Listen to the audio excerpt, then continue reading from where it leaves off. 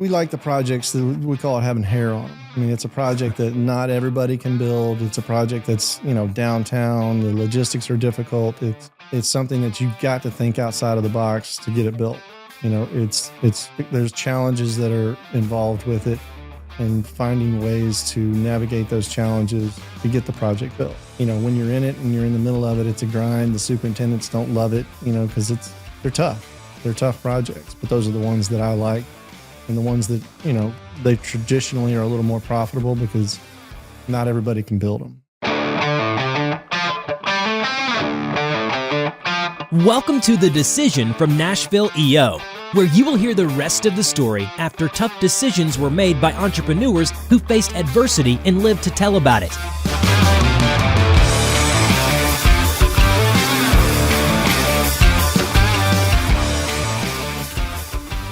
Welcome to The Decision, the podcast by and for EO Nashville entrepreneurs, where we talk about all the fun that we have building, growing, and scaling businesses, sometimes selling them, and all the things that happen in between. With me today, as always, my partner in crime to my left, Mr. Robert Hartline. Thank you, Eric.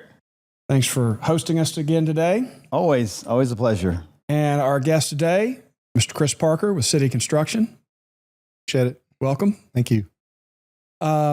You're relatively new to EO, and you met with a longtime EO member who was telling you about all the various benefits of EO. What resonated with you when you had that conversation?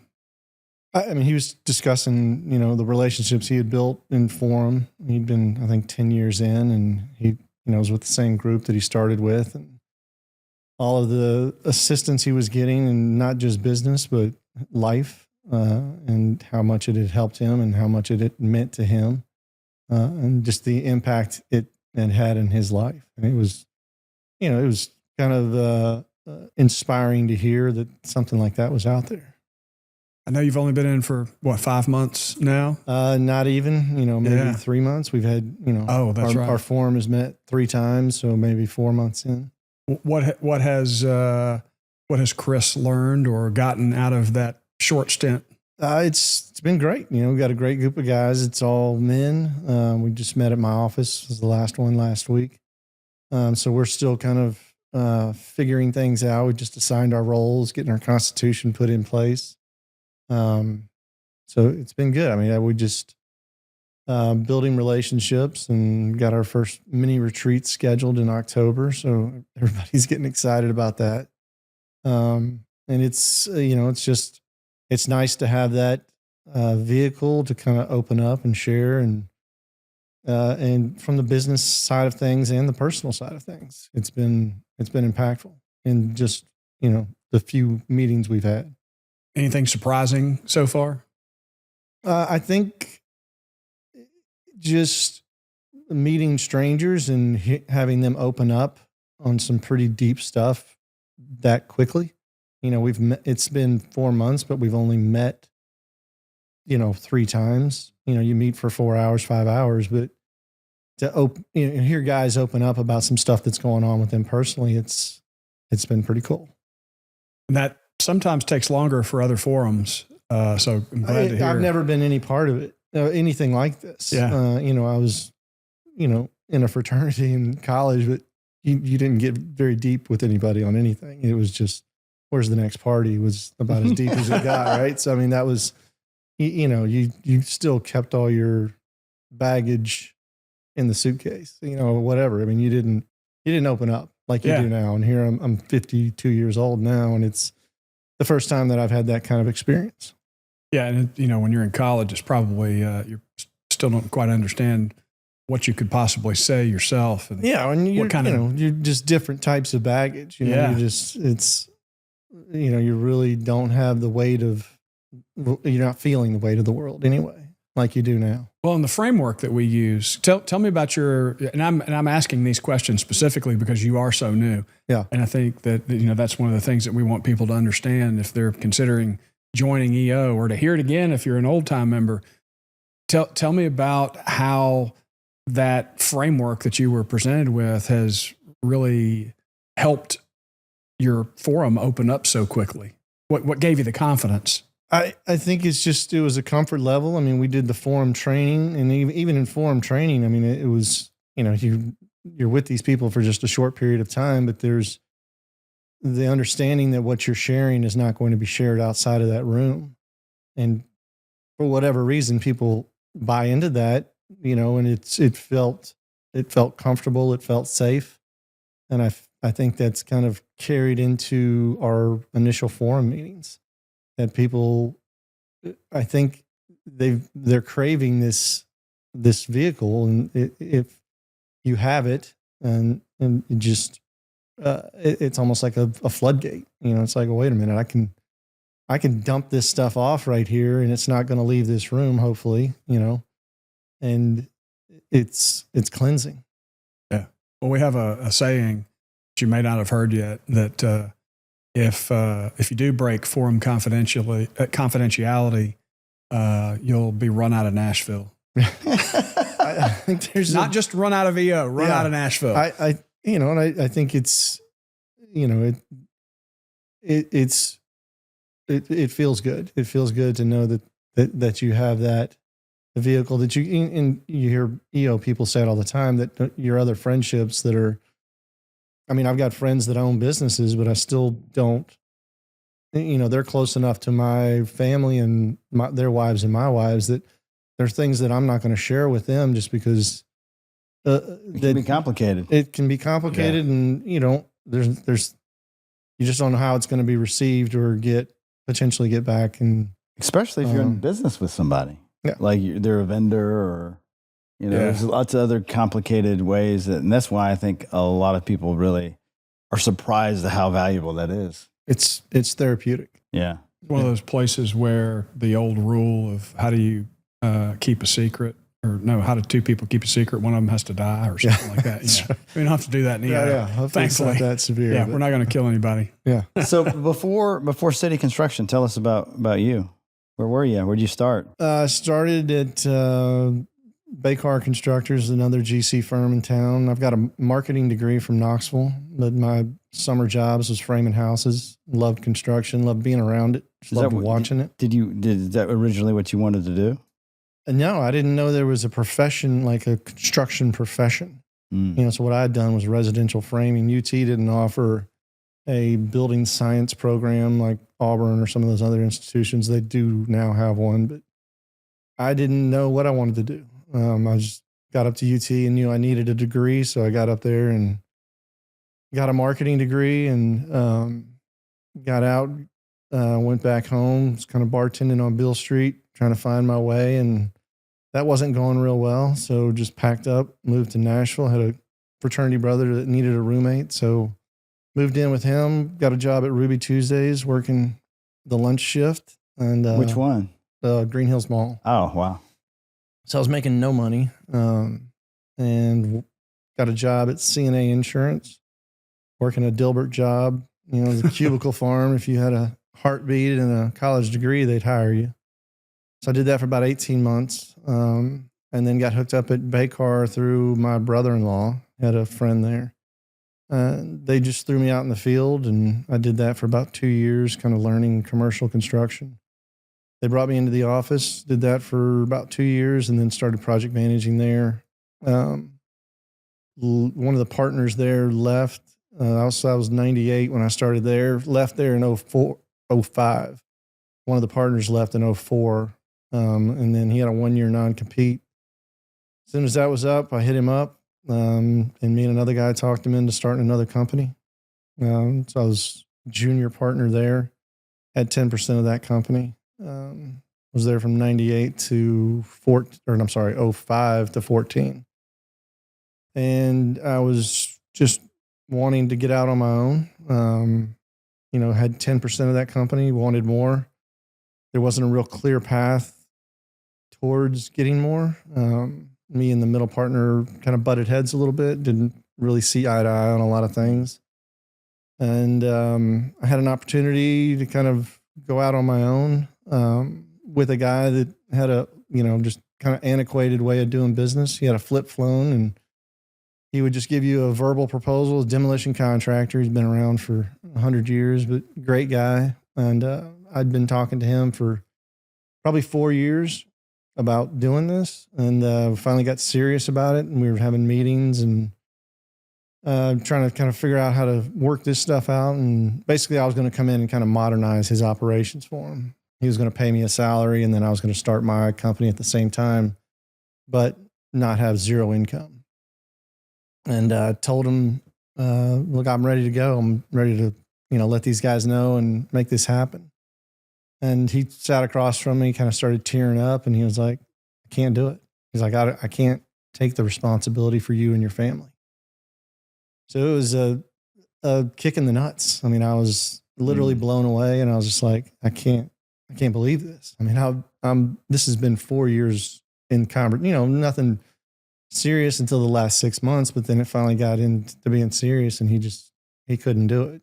And then flash forward about 2 months, one of my fraternity brothers called me up, and he said, hey, he had an engineering firm, and they were doing design build work for a lot of hospitals in town, kind of designing their infrastructures and stuff. And then they would kind of put a number together for him, and then the hospital would go out and find the subs to do the work. And they wanted the engineering firm to kind of take over and do this whole thing turnkey.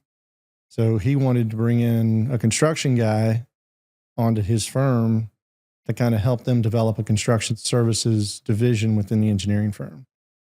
That was me. So he brought me in, basically allowed me to do what I was going to do with this other guy, but a much sweeter deal. So paid me a salary, had full health insurance, had everything. So I didn't go from, a pretty good salary to nothing. So I started my company while at the same time helping them start their construction services company. And did that for about 6 months. And then I had a client that I brought with me from my other company.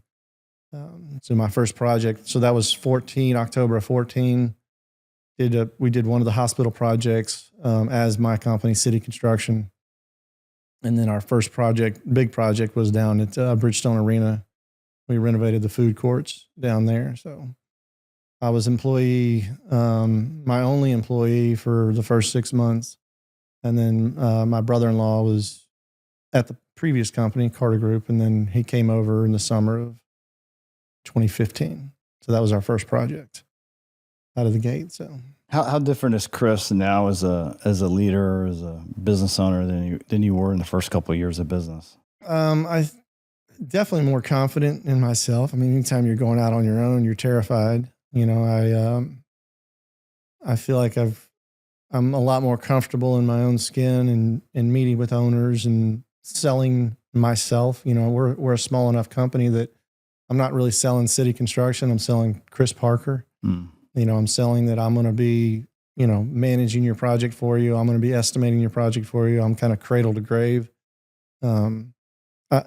That works up until a point. Now we're trying to scale the company a little bit and, grow. So I'm trying to bring in some other guys that are, like-minded, but it's, we're still a small company. I've got 6 superintendents and 2 people in the office. So, what was the decision on the name? I didn't want my name on it. My long-term play was to either sell the company or, bring people up into the company. So when I was at Carter Group, his name was on the company, and, it didn't feel like it was my company. Even though I was a partner in the company, it was his company. I still felt like an employee. So I wanted people to have that ability to feel like it was their company. And I wanted something kind of succinct. So I was at Target shopping for a Christmas present or a birthday present, and Lego series. There was a Lego series called City, and it was building Lego buildings and stuff like that. And that just seemed like a perfect name for a company. So. What has been your driving force? What gets you excited about construction and what you do? Honestly, it's driving around town and, being able to bore my kids with saying, hey, your dad built that, your dad built that. I've heard that over and over by people that are building stuff. They really dig the idea of telling their family what they've done, because it's so cool. It's prideful. It's very prideful. And honestly, the best experience, the experience I enjoy the most is we do a lot of restaurants. So going into a restaurant that, it's been open for a little bit, and sitting there and being able to look around, and while you're eating a meal, we built Luogo down in the Gulch. And my wife and I went there for dessert the other night, and the owner was there, and, he came over and sat down with us, and we're just shooting the shit, and, we just wanted dessert, but he brought out every dessert on the menu. And so we had a full, buffet of desserts that we just kind of picked at. And, how does that come into play when you're working with the team to get it built? I mean, are you visualizing what the space is going to feel like and be like, or what is that? Do you have a process that you navigate a client through? It depends on if the client is like brick and mortar, or, they've been at a food truck and this is their first brick and mortar. That's a different kind of hand-holding experience than as I cut my teeth building O'Charlie's restaurants. I mean, those are prototypes. You're working for a corporation. It's like, here's we've got to turn over this many units in this quarter. It's a publicly traded company, and it's a lot different experience. Somebody that's coming out of a food truck, and it's a terrifying experience for them. They're really focused on the aesthetics and how beautiful it's going to be, and they're not as focused on the stuff that's behind the walls and not as sexy and stuff. So it's kind of coaching them through. You got to have a grease trap, you got to have a sprinkler system, and they're spending hundreds of thousands of dollars on these things that are not going to help them sell a dinner or a drink or whatever. And so you get that kind of deer in the headlights experience for those folks. So you have to be a lot more understanding, and it can be a little more, but those projects are a little more fun because you're part of their, kind of growing up process in that. And the other ones that are more corporate, it's just meat and potatoes. It's black and white. And they're still fun. It's just a different experience. With the more creative projects, does your marketing background help you in any way? Not really. No. I mean, the only thing, I was hoping maybe it would, but no. I mean, the only thing, I mean, people have asked me that, and I feel like my marketing degree is, really just kind of understanding, how to market the company, but I understand that, that degree was, I got it 30 years ago, and so there's not a ton of marketing. Our marketing is really word of mouth, right. And it's architects and just having previous clients recommend you, and a lot of subcontractors. People ask, who do you know? So, I mean, we're not on social media blitzing, stuff out. Yeah. We'll post stuff, pictures and stuff. But no. Your marketing is probably your performance. That's exactly right. So, I mean, it's, we tell people all day long, I can tell you all day long about how great I am, but the best way to find out is to talk to previous clients. What would you say is like your unique ability that when you lean into that in your work setting, what really gets you excited? What you do love to do that people know you for that? We like the projects that we call it having hair on them. I mean, it's a project that not everybody can build. It's a project that's, downtown. The logistics are difficult. It's something that you've got to think outside of the box to get it built. There's challenges that are involved with it, and finding ways to navigate those challenges to get the project built. When you're in it and you're in the middle of it, it's a grind. The superintendents don't love it, because they're tough. They're tough projects, but those are the ones that I like, and the ones that, they traditionally are a little more profitable because not everybody can build them. When you start doing tenant build out work, which is, basically going into a strip mall and building out an office or whatever, something that's fairly simple, the competition is kind of wide open. We get a lot of what we call tailgate slammers that are guys that they don't have to have a lot of construction knowledge necessary to build the project. They're fairly simple, and but those are good too because they move quick. How is it different when you first started in construction, leading and managing teams than it is today? The subs are a lot different. A lot of the guys that I have come up with, I've been doing it almost 30 years now. A lot of my relationships are retiring guys that are, they've either sold their business, the business has gone bankrupt, or they've just decided to move on and retire, do something else. So there's a lot of younger people coming into it that are not as knowledgeable. They're not, they can't look at a set of drawings and kind of understand what the intent of the drawing is. They're just bidding it 100% off the drawings, as opposed to some of the older guys that have, been around for a while. They could look at it and say, okay, this is what the architect is intending. This is not what she's got on the drawings. So this is what we need to provide, or this is how it should be. So you would get a lot of assistance from your subcontractors. And as a general contractor, our subs they're our world. We can't do it without them. So our team is our subcontractors, and our relationships with our subcontractors, those subcontractor relationships are almost more important than the owner relationships, because they're they're with us for 30 years. A lot of the owner relationships are, one project, two project, three projects.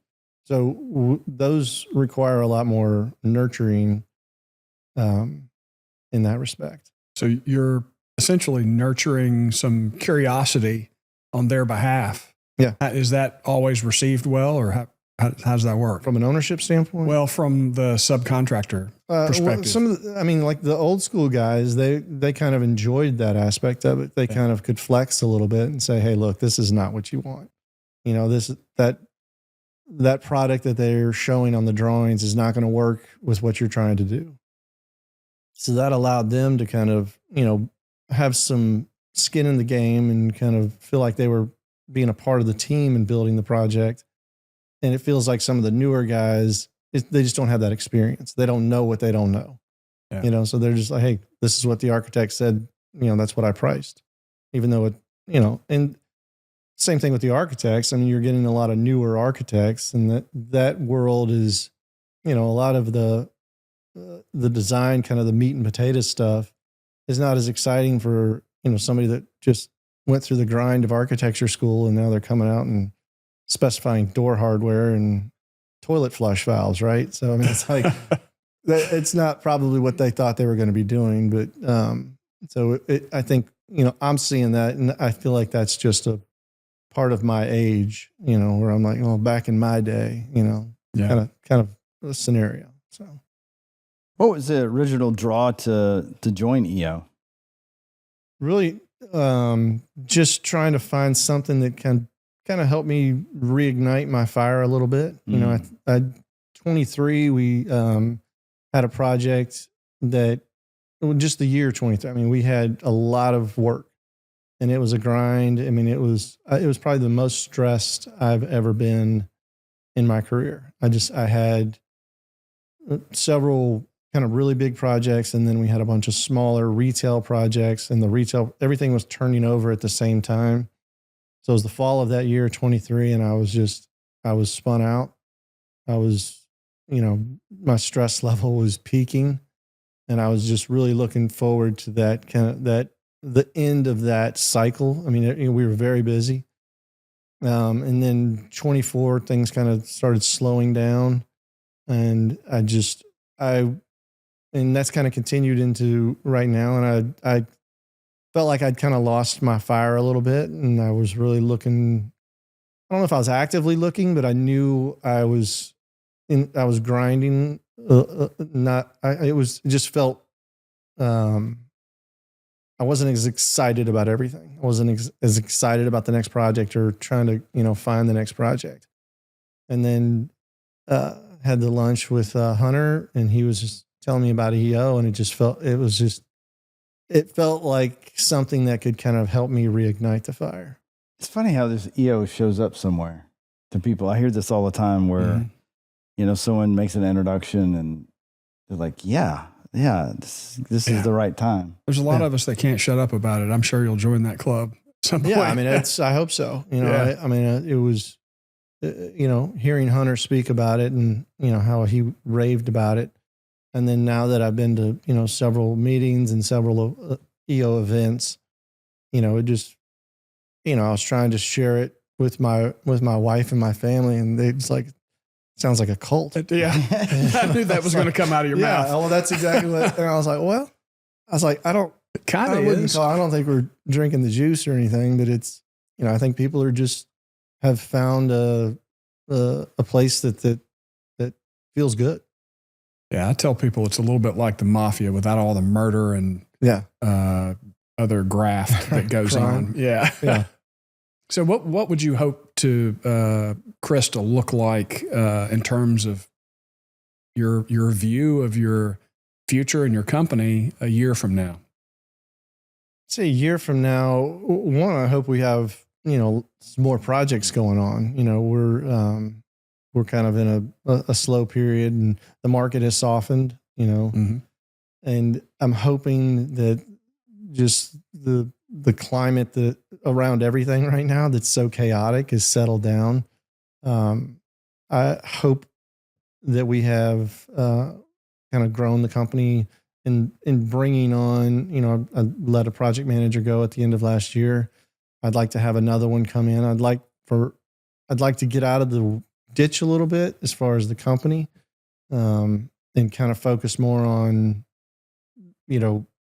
growing the company and not necessarily be in the weeds on the projects and stuff. I still want to manage projects just because that's still what I truly enjoy is building.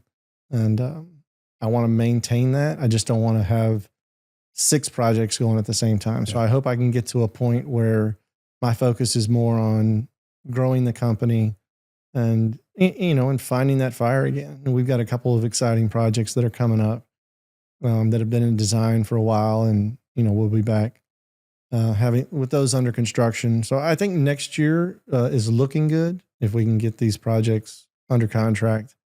And I'm hoping, I can look at everything, July, August of next year, and we've got several projects under construction, and the forecast is looking rosy. Eric, when was the time that you kind of lost fire? Well, there have been multiple times. I think when it happens for me is when I'm most overwhelmed, and you kind of described that experience. It's like we got so much going on. I just want to take a nap, and I don't know if I'll enjoy this anymore. And that's really when I find ways to get people on the team in front of some of the problems that I've got, because I'm classic visionary. I got a lot of ideas, but I don't necessarily, I'm not the guy that you want to stick in the gap and have them fix the problem. So that's what really energizes me. And we were having these conversations about our podcast this morning. Like, I got some great ideas, but I don't know if I'm the guy to actually execute those. Right. But actually seeing, discovering solutions to the problems and putting the right people in the place is what gets me fired up, because I can see them succeed. And I know that I've been living in my strength of guiding and leading. And sometimes it just takes a break. Like if you've been like gunning it, and you don't have any time just to sit or like go on a vacation, just to be away. And just every time I get on a plane for more than 10 days, I want to blow everything up when I get back. Cause I'm just like, because I'm finally like, geez, I'm doing all these things I don't want to do. This is not enjoyable anymore. And, who could do it? Who could I hire to take this on? Because, we kind of fall in and out of love of our businesses. Mm-hmm. And there's really nothing wrong with the business, I don't think. For me, I had fallen out of love with my business, and I had met this breath work person who was doing breath work with me, and she just asked me, what did I do for a living? And I go, well, I sell cell phones. And I said it like, I sell cell phones. And I had these stores. And I told her, I had these stores, I sell cell phones. I've been doing it since 94. And so I'd been doing it a long time. And she goes, "You sell cell phones?" And I was like, she's like excited about what I did. And I was like, it's like you give people the ability to communicate, to exercise, to listen to music, to be entertained, to connect with loved ones, to new work, new opportunities. And she just went over and over. And I was like, oh yeah, that's pretty cool. Yeah. And she like, just that little conversation got me excited.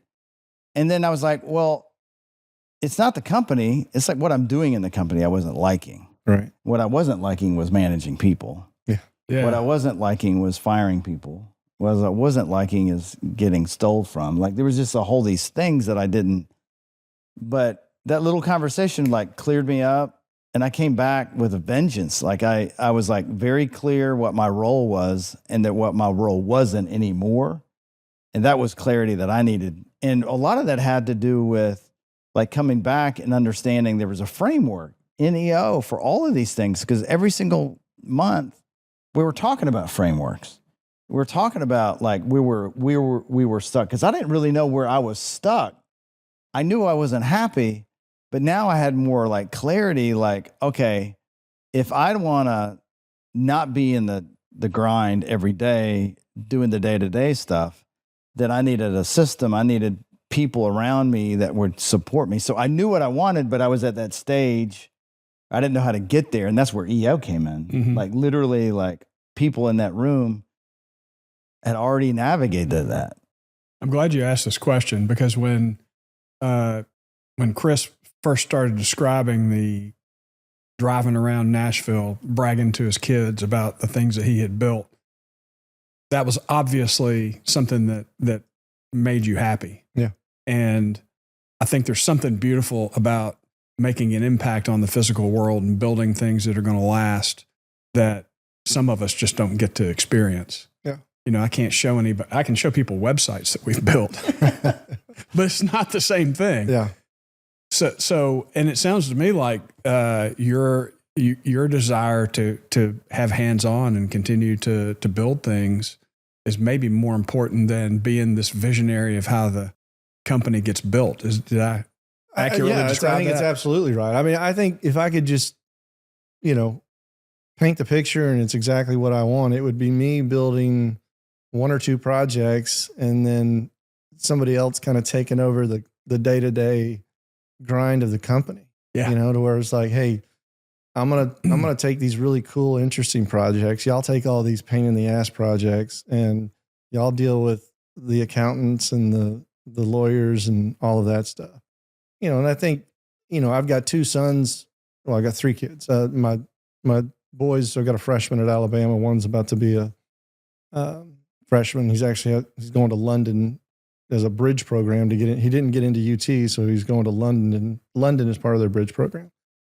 I don't know that they're going to step into, city construction. I think they've got other interests and they might have an interest in it, but whatever. So kind of, I'm looking at it as like, I'm 52, 10-year play, at 62, I'm going to be, regardless of who's running the company, I'm going to be starting to kind of scale myself back. Mm-hmm. So that's kind of my 10-year play. My daughter's 8, she's a rising 8th grader.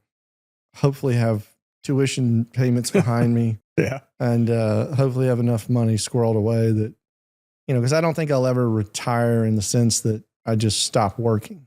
I've got a lot of hobbies, but I'd still enjoy building stuff. I still enjoy, getting up and coming to work. Right now it's not like I'm popping out of bed like I probably used to. But I think that'll come around. I mean, I'm hoping EO kind of helps me reignite that, and and just within the forum itself, there's only 6 other guys in our forum, but just hearing some of the stuff they're dealing with, in their struggles, you're not alone. I'm not alone, and you hear that other business owners kind of, and just sitting with the two of y'all. I mean, you know that it's part of the cycle of owning a business. Mm-hmm. Yeah. And I think that's one of the most beautiful things about EO is you've got people in your forum, and outside of your forum, I would encourage you to get to know even more people outside the forum that can give you their experiences of how they've crafted their ideal role within their organization. There's this, when we start a business, I think there's this idea that, well, we've got to be involved in every decision and have the vision and do all, you can't do all the things, I think, and be successful, or you'll burn yourself out. So I can't wait to hear it. Maybe a year from now. I think we talked about that. Maybe we bring you back in a year. Yeah, I got a couple of like goals, and one of that is hiring a new project manager, right? Like more projects that you enjoy doing and punting the ones to other team members that you don't want to do. But where I think EO could be helpful, Nerve was transformational for me. Yeah. When I started EO in 2014, Nerve was in Nashville. I went to Nerve and it blew me away. Number one, I was traveling with other EO people. Well, I was with other EO people here in Nashville doing other activities in Nashville. But when you go to a Nerve in another city, this year is what? It's Atlantic City. Yeah. It's so worth it because you'll be traveling with other EO people and just meeting people along the way. And the people that are on stage, like talking that they cultivate to speak to us are our people 100%. They're very particular about the types of people they put on stage, and we relate to them. They are just like us. Often they are other EO members in other parts of the world. Yeah. But for me, it's weird. Like when I go to any Nerve, I go away with like a whole bucket of things to do, but I can only do one or two. And then you go every year and you're like, the next year you're like, okay, I never got to that. Yeah. You can only really manage one big change, at least for me. But it was transformational for me. I think that's one of the mistakes that people in EO make is they think, well, every moment of this experience that I'm going to have going to Nerve or wherever has to be just orgasmic, and I have to get the most value out of all of it. And I would encourage anybody, especially somebody that's new, if you take away 2 or 3 things, maybe one thing that can make you hundreds of thousands of dollars or be that lever that helps you change your business, that makes your life and the life of your employees better, that's worth your time. And for me, I've been to Nerve multiple times, and I can't go this year, but the Entrepreneurial Masters Program, which is a 3-year program hosted by MIT, and the London Business School experience, which I did for the first time in the spring. And when I came back, I didn't know quite what I was going to do with it. And then the light bulb came on, and I just started blowing stuff up inside the company. and we're getting close to finishing that process this year, before the end of this year. And, I'll look back and go, wow, if I hadn't done that, these things would have never occurred. And of course, that all had to start with, joining EO. Right. So we're definitely going to get back together with you in a year and take your temperature and see what it looks like. Hopefully it's all good news, right? Yeah.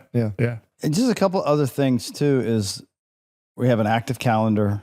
Definitely go to events. Some people get nervous about being social, and I don't know. I used to be that way. I know, Eric, you've me not so much, but I think Chris will be fine too. But I hear from a lot of people they get nervous to go into events and not being around people they don't know or whatever. But listen, there is a network of people that are going to connect you with either a next client or next vendor or a sub connection in this city. That just the powerful network that we have is at your disposal. And so everyone's here to help support you. And that's really been hammered home is like EO is going to be what you put into it.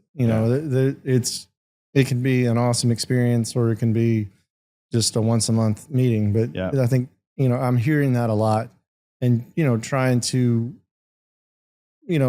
take that in and, take advantage of it. A lot of the same thing with the Nerve. I'm not going to be able to go this year, but trying to figure out, what makes sense, listening to some of these, your podcasts and listening to a lot of the Zoom meetings and stuff that they put on. I think there's a lot of opportunities there. Yeah. So. I'm excited for you. Yeah, I appreciate it. Yeah. Thanks for joining, Chris. Yeah, thank you. Appreciate it.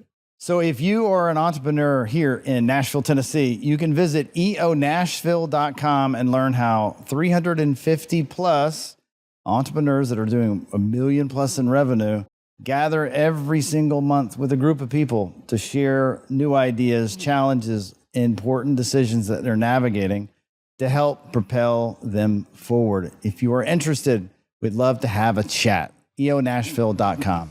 Thanks for watching and hope you have a good rest of your day. Thanks for listening to the Decision Podcast by Nashville EO. We'll see you again next time, and be sure to click subscribe to get future episodes.